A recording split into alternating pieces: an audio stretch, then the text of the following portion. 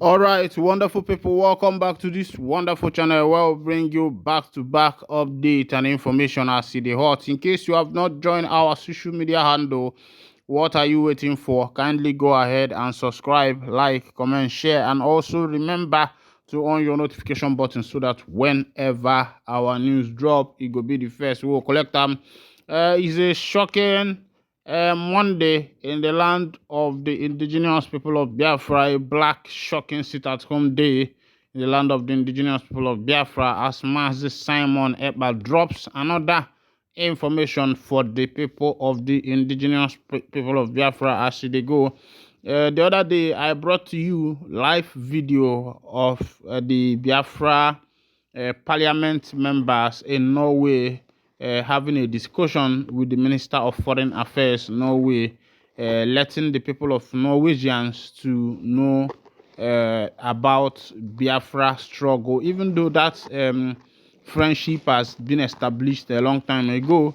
But this time is a kind of servicing the friendship, meeting with the minister, and updating him on what is going on in the land of the indigenous people of Biafra.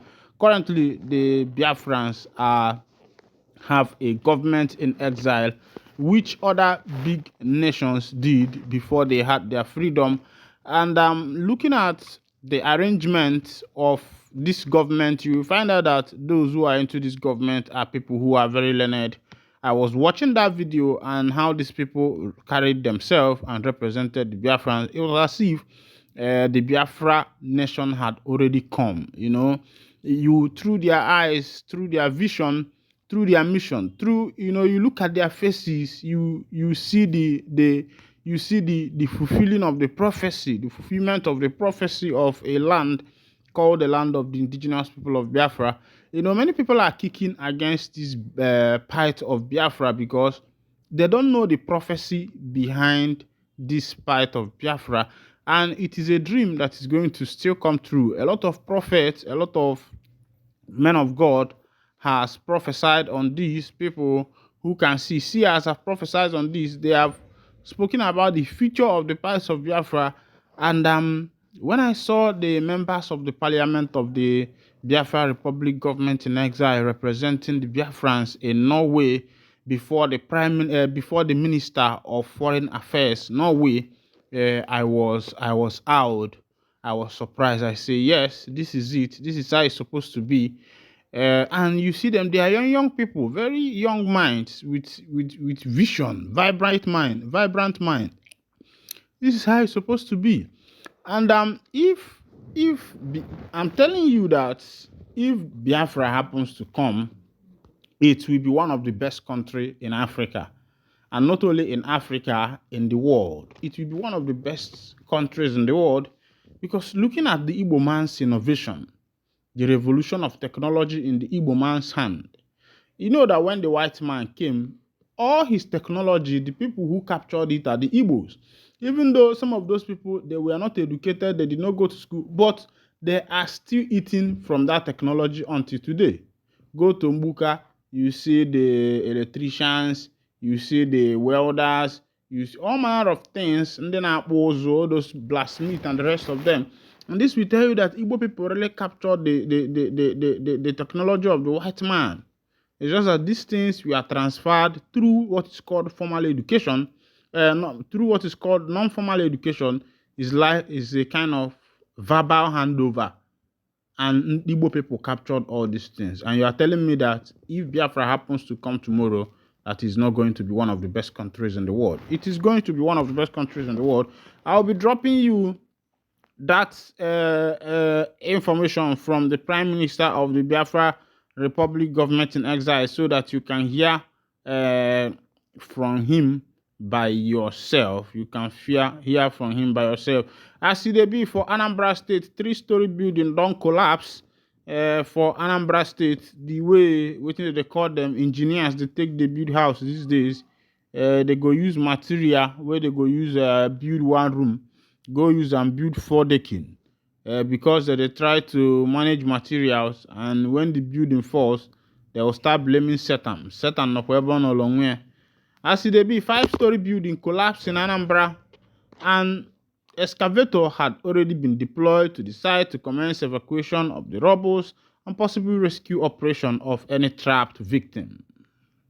Less than 2 weeks after a building collapsed at Odigbo section of the Ochanja Market on Onitsha, a 5-story building on Sunday morning collapsed at a Garden Street, Fege, Onitsha, Anambra State.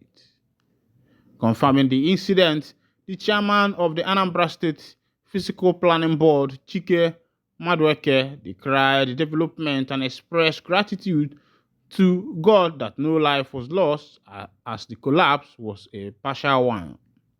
He, however, disclosed that the approval given was for the construction of a 3-story building, but the developer went contrary to plan and started erecting a 5-story building. The building was meant to serve a commercial purpose upon completion. An evacuator had already been deployed to the site to commence evacuation of the rubble and possible rescue operation of any trapped victim. Anambra State Governor Chukwuma Soludo had warned developers to not only secure approvals from the relevant bodies before building, but also comply with the terms of construction to avoid loss of lives and resources. He had ordered all buildings erected without approvals in the state to be demolished, and this collapsed building will not be an exception, as repeated contravention notices were served the developer, who remained adamant. When I don't see as it happen, because make I build am, you go to build with product wey be say they no match. Every building get wetin they suppose build am. If na 5-story building you dey build, you get wetin you suppose use 5-story building. You get materials wey suit for am. But some people go feel say nothing go happen. You carry weight they give to house. When that house fall, you go come dey whine yourself. Meanwhile, make I bring you that matter wey be say it concern the Prime Minister of the Biafra Republic government in exile, Mazi Simon Èkpá. One joko make you hear him direct as e dey be. For livelihood. There is no rocket science. There is no magic. The magic is that there has never been any day that Biafra person hope for Nigeria. So whether the country is going down, it doesn't concern us because we are self-made. It is always the policy of Nigeria against Biafra people. We survive every policy. They come against our importation of goods, we survive it. They close the port and make us to go to Lagos to import and impose all manner of taxes, we survive it. They ban importation of rice, we survive it. Because they believe that it was Biafra people that are importing foreign rice. We survive it. In all these things happening, the people who are in power, who are representative of the terrorist state of Nigeria from Biafra extraction, have become victim. But when they become a victim, you know what they do? They look for a way to compensate themselves. And I'll give an example of one of the victims. One of the victims of Nigeria state, who is also a representative from Biafra extraction, was somebody called Oga. Oga was the minister, the junior minister of solid mineral, if I'm not mistaken, in the past government of the dead Buhari. Oga, before he was appointed as a minister, his container, full load container of rice, was impounded by the Nigeria custom. The whole container of rice was impounded by the Nigeria custom before COVID-19 pandemic. Then he was not appointed as the minister. But you know what? As the selfish as they are, he struggled his way to become the minister. And of course, he will recover his money back. Nobody saw him complaining about impounding of that container of rice. That container of rice that was impounded by custom later was shared to northern Nigeria during the pandemic. None of those rice was shared to Biafra people. During the pandemic, they shared food to other parts of Nigeria, from Yoruba to northern Nigeria. But in the Biafra land, they never shared anything to us because we are not relying on Nigeria government. Nigeria government does not exist where we are. But you see people who are also making this particular living by themselves continue to validate an evil state that never represented them. When you talk about Biafra, they tell you they have businesses. The businesses that is not secured, the businesses that nobody, if tomorrow you wake up, the fire burn it, that is the end. You will start from square one. My people, we are looking for a country that every penny you make will be secured. We are looking for a country that every investment you make will be secured. We are looking for a country where you build one house, that house will be insured. And if anything happens to that house, you make sure that nothing is, you are not losing anything. But in Nigeria today, that is not possible. There is no way you can compare Biafra. So what is the problem? The problem is ignorant greed and selfish interest. And we must begin to think towards the direction of self-preservation. We are not fighting for survival. We told you that the Islamization is real. You said no, it is not real. You rather want to do business. Let me tell you, those of you that are building your mansion in the northern Nigeria, we are not against you. But you know what? You are in a very tight corner. Because by the time Biafra will exit, you have to abide by the law that governs them. It is not this particular law you see now. It's not this Sharia law. The law that is coming after Biafra exit will be very, very tough. So it is either you cope or you leave their land. Or you see Biafra, we are going to drag everybody to it. And let me tell you, in a freedom fighting, many things some of you don't know. In freedom fighting, it does not require multitude. It requires only few people committed. We are not expecting everybody to agree. But you see you, so long as you come from Biafra land, we will drag you, me will drag you to Biafra. By fire, by force. And if you think that you can stop me, I will stop you. If you volunteer yourself to be the person that Nigeria will use, we will stop you even before you breathe. And like I said, everything I'm doing today, I will stand anywhere to defend it. I am fighting a just cause to make sure my people are not being killed again like they are killing other people in Nigeria. My fellow Biafrans, before the election of 2023, we told them we don't want to see Nigeria conduct election in Biafra land. And I want it to be on record that since the beginning of the struggle of Biafra since after the war, this present movement is the only movement that have stand their ground on no election from the beginning to the end. For the very first time ever. What we have been able to do is to make sure that the enemy will know that when we say A, our A is A. You either take it or you will face the consequences. I am not here to convince anybody. What I'm here to do is to make sure that whatever that is going to destroy this evil entity called Nigeria, Islamic State, I am ready for it. And I will do it without even looking back. And that I've been able to prove. Before the election, a lot of people wrote petition against me. Where are they today? They have joined those protesting in the street. We told them no election will hold in Biafra land. We succeeded. And let me tell you, Forget all the people telling you obedient, obey this one. If Obi had entered to become a president, by now Nigeria will be on fire. He should go and thank his God that Biafra stopped him. Because the truth that I have refused to tell you is that Biafra stopped the Obi, the London boy. It was because of the Biafra government that Nigeria and your properties are still there today.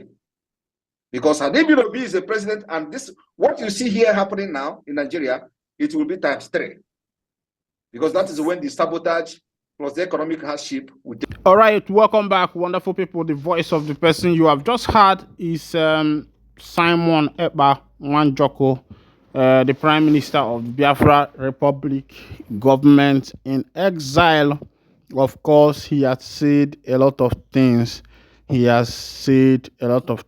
I know that you heard that by yourself. According to him, that he is fighting a just cause.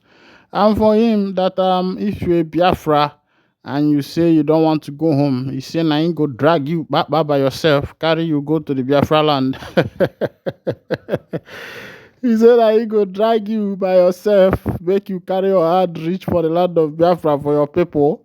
Make you no cut day for road. You don't know what you they do as they be. Biafra kwenu iya, Biafra kwenu iya, Biafra kwezwedu iyororo. As they be, ndị Catholic si na onye gbakọta ya alụ nke ọgbaragba ananiye. Looking at the starting of this particular Biafra struggle, which started since 1967, when late General Odumegwu Ojukwu declared the Biafra Republic, and immediately he made that declaration, war assumed. The people from the west, the south, and every other people, even the south that was with Ojukwu then, later denied Ojukwu and joined Nigeria. And from then, war assumed, and the struggle was not really an easy one. The people of Biafra fought, but the government of then Gowon used what is called hunger strike, did a blockade of food importation into the Biafra territory, which is not supposed to be so, because that is not how war is fought. According to that history, people who were killed by kwashiorkor and hunger were more than those who were killed by the barrel of gun. And that battle and war was radically and a fierce one. The people of the Biafrans, they did their best to make sure that they saved their people.